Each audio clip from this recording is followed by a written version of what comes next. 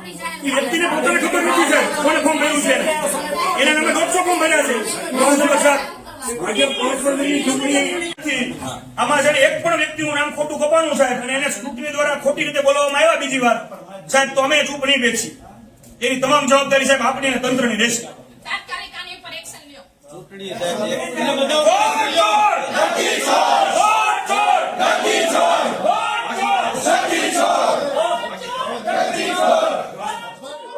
આપણે જોઈએ તો અત્યારે છેલ્લા ઘણા સમયથી એસઆઈઆર ની કામગીરી ચાલી રહી છે.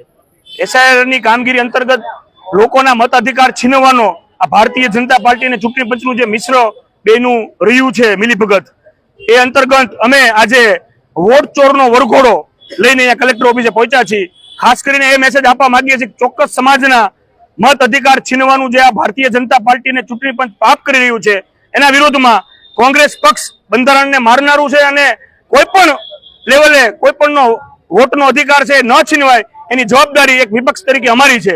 આજરોજ અમે કલેક્ટરશ્રીને કહ્યું અને અમે એવિડન્સ આપ્યા કે આ ખોટા લોકોના નામે ફોર્મ રદ કરવાનો જે પરિપત્ર આપ્યો છે, જે અરજી આપી છે એ બહુ લાંબી છે અને સાવ ખોટી છે, વાહિયાત છે.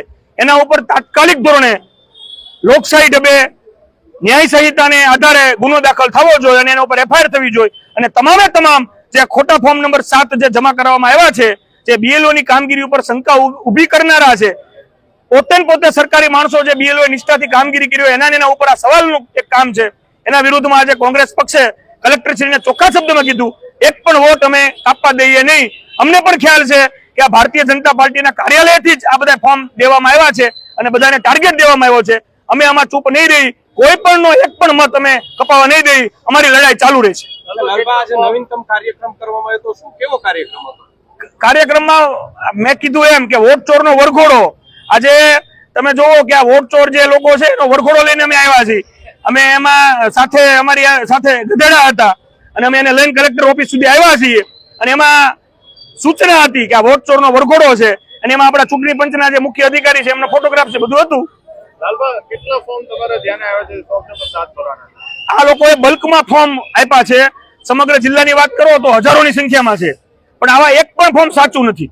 કારણ કે જે પણ બીએલઓ એ પહેલા કામગીરી કરી છે એ બધી પરફેક્ટ કામગીરી કરેલી છે, તો એમાં શંકા ઉભી કરવાનો ક્યાં પ્રશ્ન છે? પણ મૂળ પોતાના વોટ આવી રીતે જ આ લોકો ભારતીય જનતા પાર્ટી ચૂંટણી જીતે છે. આવી દરેક પ્રકારની ચોરી કરીને, સીમાંકનની ચોરી હોય, આવી રીતે કોંગ્રેસ પ્રેરિત મતદારોની ચોરી હોય, આ કરીને જ ભારતીય જનતા પાર્ટી ચૂંટણી જીતતી હોય છે. લાલબા, આજે જે વિરોધ પ્રદર્શન કરવામાં આવ્યું તેમાં મૂંગો પશુ છે ગધેડાને લાવવામાં આવ્યો તો પોલીસ અને કોંગ્રેસ વચ્ચે ગધેડો પીસાઈ ગયો હતો? નહીં, બિલકુલ નહીં. અમે જે પણ લોકોને જે ગધેડાને લઈને આવ્યા હોય એને અમે પીસાવા ન દઈ, એને શાંતિપૂર્ણ રીતે તેની જગ્યાએ પરત કરવામાં આવ્યો છે. લાલબા, પોલીસ છે તે હવે પશુ અત્યાચારની ફરિયાદ દાખલ કરશે તો કોંગ્રેસ ઉપર? આમાં પશુ અત્યાચારનો પ્રશ્ન જ નથી. કરશે તો કોંગ્રેસ? આમાં પ્રશ્ન જ નથી એવો. છતાં કોંગ્રેસનો કેવો એમ નહીં, અત્યાચાર કોને કર્યો મીડિયા માધ્યમે બધું જોયું છે. અરે તો કોંગ્રેસનો શું મિજાજ રહેશે? કોંગ્રેસનો મિજાજ ગરમ જ રહેશે.